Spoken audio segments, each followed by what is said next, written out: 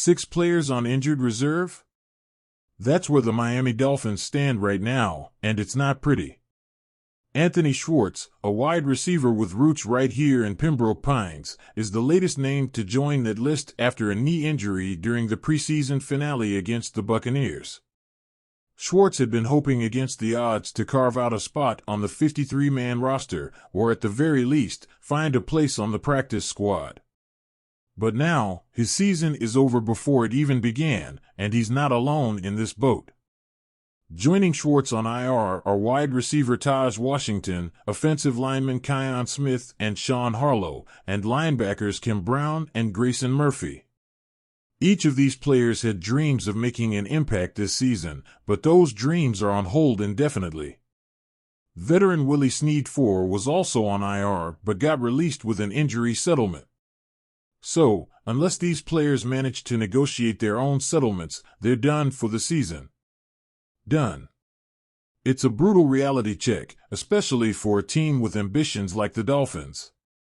What's next for the guys on IR? Well, the door isn't completely closed. If they get an injury settlement, they can sign with another team, but there's a catch. They'd have to sit out at least 4 games before they could re-sign with the Dolphins. So, it's possible we haven't seen the last of them in aqua and orange this season. But it's a long shot. And that's not all. The Dolphins also have 4 players lingering on the active/physically unable to perform (PUP) list: Odell Beckham Jr., Bradley Chubb, Isaiah Wynn, and Cameron Good.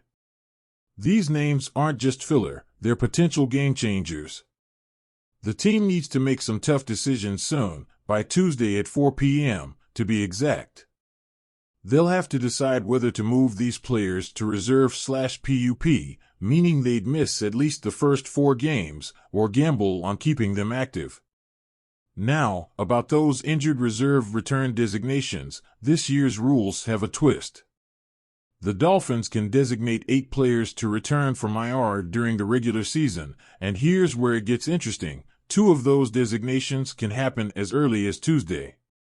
In the past, players needed to be on the initial 53-man roster to be eligible for return, but that's not the case anymore. This could be a game-changer for someone like River Cracraft, who just got banged up catching a touchdown pass from Tua Tagovailoa against the Commanders. Cracraft's injury isn't one you shrug off, but with this new rule in play, his season might not be over just yet.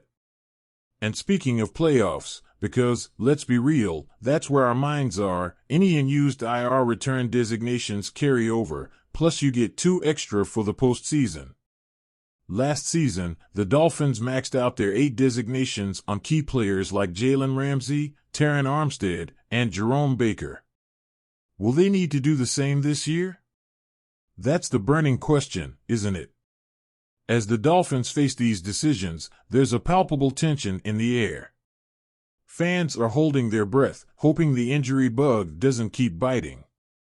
Each player on IR or PUP represents not just a loss of talent, but a shift in the team's dynamics. Can the Dolphins weather this storm? Who's going to step up in their absence? These are the questions that will define the season, and everyone, players, coaches, and fans alike, is waiting for the answers.